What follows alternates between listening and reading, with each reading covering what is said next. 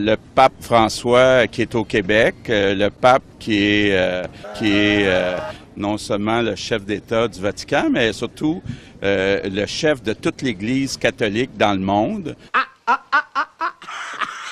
On sait qu'au Québec, c'est important, la religion catholique. Malheureusement, on a la situation des pensionnats autochtones. Quand on pense à ça, c'est inacceptable, ça n'a pas de bon sens que pendant une période sombre de notre histoire.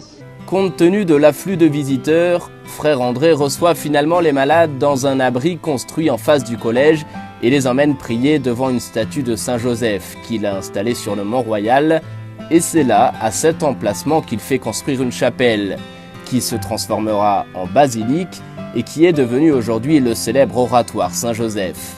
Des enfants ont été enlevés. Je suis venu pour te voler. Donc, je pense que c'est une très bonne chose que le pape vienne rencontrer les communautés autochtones, s'excuser. Parce que moi, j'aime l'homme! Ce qui, je trouve important, c'est d'admettre, notamment, que c'était une grave erreur de participer Quelle collaboratrice? à ce projet-là du gouvernement fédéral à l'époque. C'est une erreur de l'histoire, puis c'est une erreur qui va rester gravée pour encore plusieurs générations. Comment a-t-on pu passer de ceci à cela? Je demande pardon pour la manière dont malheureusement de nombreux chrétiens ont adopté la mentalité colonisatrice des puissances qui ont opprimé les peuples autochtones. Je suis affligée. Je demande pardon. Je demande pardon. Je demande pardon. Je demande pardon. Je demande pardon. Vous avez été interpellé directement hier par le Saint-Père. Cet homme est moche. C'est pour ça que l'Église soit ici pour faire des excuses. En particulier pour la manière dont de nombreux membres de l'Église et des communautés religieuses ont coopéré. Quelle collaboratrice? Même à travers l'indifférence à ces projets de destruction culturelle et d'assimilation forcée des gouvernements de l'époque. Est-ce qu'il va aller plus loin? Je pense qu'il va sûrement répéter les excuses qu'il a à faire. On va encore vous redemander que la France présente des excuses pour ce qui s'est passé à Vichy. Votre position est toujours la même. Ils attendront longtemps, ils n'en auront pas. Pour la première fois, le chef de l'État a pris la parole pour reconnaître la responsabilité de l'État français dans les déportations des Juifs et lancer un appel à la vigilance contre toutes les intolérances. La France n'a pas d'excuses à donner. À aucun moment je ne l'accepterai. Ces heures noires souillent à jamais notre histoire. Je demande pardon. Parce que la pression va se faire également sur eux. Dans 100 ans peut-être aussi encore.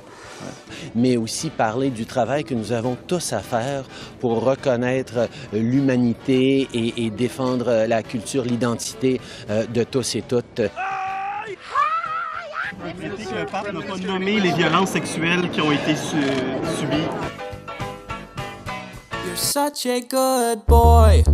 Le Covid-19 continue de se propager dans le monde entier.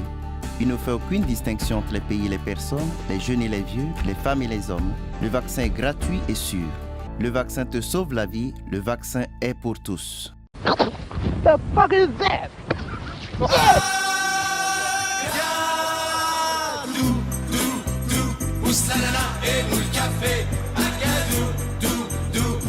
Une blague ou quoi? Pas du tout. Pourquoi une blague?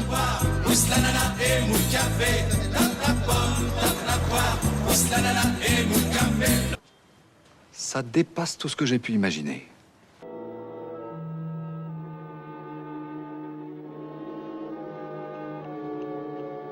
Je demande pardon.